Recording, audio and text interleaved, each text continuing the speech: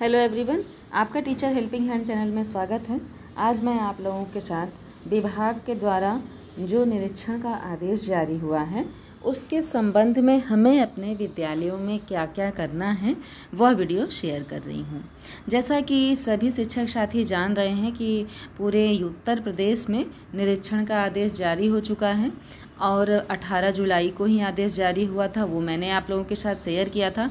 कई जनपदों में, कई ब्लॉकों में और कई विद्यालयों में निरीक्षण हो चुका है, लेकिन अभी भी जिन विद्यालयों में, जिन ब्लॉकों में अभी तक निरीक्षण नहीं हुआ है वह शिक्षक साथी ध्यान दें कि आपको क्या क्या चीज़ तैयार करके रखना है। फिलहाल बहुत सारे शिक्षक साथी जान रहे हैं, लेकिन फिर भी कई ऐसे शिक्षक साथी हैं जिनको थोड़ी बहुत जानकारी का अभाव है, जिसकी वजह से इन्फॉर्मेशन उनके पास किसी भी कारण से नहीं पहुंच पाती है और अधिकारियों के आने के बाद हमें प्रॉब्लम होता है। तो इसके लिए यह वीडियो मैं शेयर कर रही हूं आप लोगों को कि आपको क्या क्या अपने विद्यालय में करके रखना है। सॉरी। तो सबसे पहले देखिए, ये पहला पॉइंट है, विद्यालय का भौतिक परिवेश साफ सुथरा एवं आकर्षक हो। सॉरी। दूसरा पॉइंट है, प्रत्येक विद्यालय में समय सारणी बनी हो और उसी के अनुसार शिक्षण कार्य किया जा रहा हो। तीसरे पॉइंट में है, चहक कार्यक्रम का बैनर व 12 सप्ताह की गतिविधि का रंगीन कैलेंडर कक्षा 1 में लगे होने चाहिए।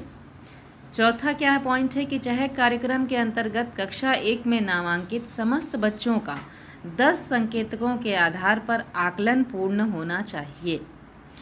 यहाँ पर यह ध्यान दीजिए, जो हम लोग को सतत आकलन करना है, जो मैंने आप लोगों को बताया है कि सतत आकलन करना है, जो अलग अलग बच्चों की प्रोफाइल तैयार करनी है, उस पर जो 10 बिंदु है उसकी यहाँ पर बात की जा रही है। साथ ही कक्षा 1 के समस्त बच्चों की छात्र प्रोफाइल पूर्ण हो और जो हमारा आकलन प्रपत्र है वह छात्र प्रोफाइल को व्यवस्थित कर एक फाइल में टैग करके रखना है। यहाँ पर मेरे शिक्षक साथियों को कोई कन्फ्यूज़न ना हो, जो आपको आकलन करना है वो आकलन करके आपको रखना है साथ में, और बच्चों का जो पूरा डिटेल्स हम लोग भरते हैं वह दोनों साथ में अटैच रहे और उसके बाद उसे हमें सेफली एक फाइल में रखना है।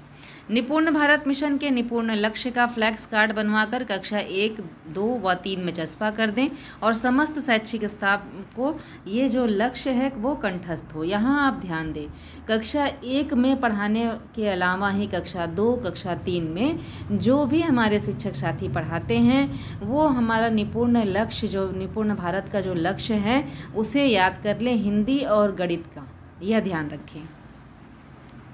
ये ना हो कि पूछने के बाद थोड़ा भी कुछ ना याद हो। पूरा अगर आपको नहीं कहीं किसी कारणवश याद हो रहा है तो कम से कम कुछ तो आपको याद करके रखना ही है। फिर क्या है, निपुण भारत मिशन की सूची व तालिका का प्रिंट आउट निकलवा कर संबंधित कक्षा कक्ष में चस्पा कर लें। शिक्षक डायरी में योजना बनाकर क्या करना है, शिक्षण कार्य किया जाए और इस तरह से समस्त टीचर्स की डायरी भी अद्यतन होनी चाहिए। सभी जितने टीचर हैं उनको अपनी डायरी पूरी मेंटेन करके रखनी है।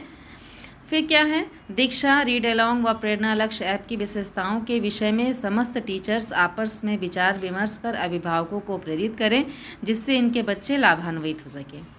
9वां पॉइंट है, पुस्तकालय सुव्यवस्थित एवं क्रियाशील हो व इशू रजिस्टर अद्यतन हो। इशू रजिस्टर का क्या मतलब है कि जो हम लोग बच्चों को पुस्तकें देती हैं कि आज के डेट में मैंने इन बच्चों को ये पुस्तक दिया, बच्चों ने ये पुस्तक कब वापस किया, ये इशू रजिस्टर जो है ये हम लोगों को मेंटेन करके रखना है। देखिए, पुस्तकालय वाले रजिस्टर में आपको क्या करना है, पुस्तकालय वाले रजिस्टर में आपको यह भी बनाना है और खेलकूद से संबंधित जो आपका है, जो बच्चों को खेलकूद से संबंधित हम लोग सामग्री देते हैं उसका विवरण भी हम लोगों को उसी रजिस्टर में बनाना है।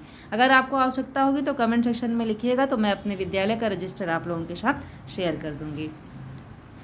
आधारशिला ध्यानाकर्षण व शिक्षण संग्रह मॉड्यूल्स पर नियमित अध्ययन करते रहें और कक्षा शिक्षण के समय इनकी तकनीकियों विधाओं से बच्चों को लाभ पहुंचाते रहें।